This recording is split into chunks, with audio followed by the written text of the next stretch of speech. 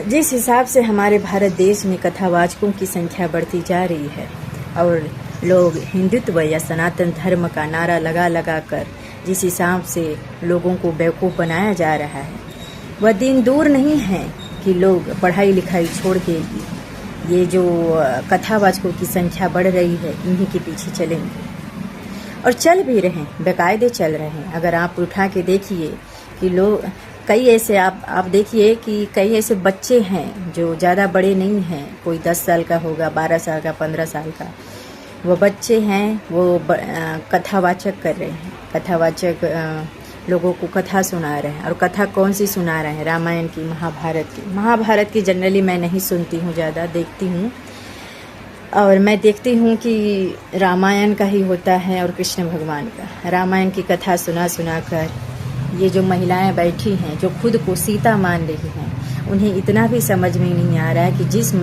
रामायण में, जिस महाभारत में जो कथा आपको सुनाई जा रही, उस कथा में, रामायण में सीता का क्या हाल हुआ था। सीता को लास्ट में, अंत में अग्नि परीक्षा ही देनी पड़ी थी। द्रौपदी, जो इतने लोग बैठे थे वहाँ पे सभा में, द्रौपदी को कोई बचाने नहीं आया था। आप जो कथा सुन रही, सुनिए, ये आपका हक है, ये आपकी स्वतंत्रता है, लेकिन आपको कोई गुलमुरा रहा है, इसको भी समझने की कोशिश करिए। क्योंकि मैं देखती हूँ कि बहुत आसान होता है महिलाओं को बलगराना, बहुत आसान होता है महिलाओं को बेवकूफ़ बनाना, बहुत आसान होता है महिलाओं को दो चंद तारीफ़ करके उन्हें हर तरीके से गुलाम बनाना, बहुत आसान होता है। तो मेरी हाथ जोड़ के निवेदन है, आप इन्हें सुनिए, लेकिन उसके साथ साथ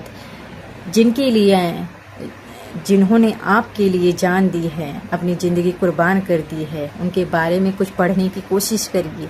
अगर वह नहीं होते तो आप जो यहाँ तक पहुँच पा रही है वहाँ तक नहीं पहुँच पाते।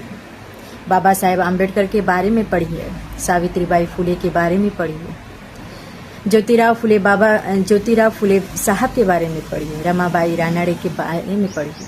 ऐसे बहुत सारे जो समाज सुधारक हैं, जो स्पेशली महिलाओं के लिए काम किए हैं, उनके बारे में पढ़ने की कोशिश करिए।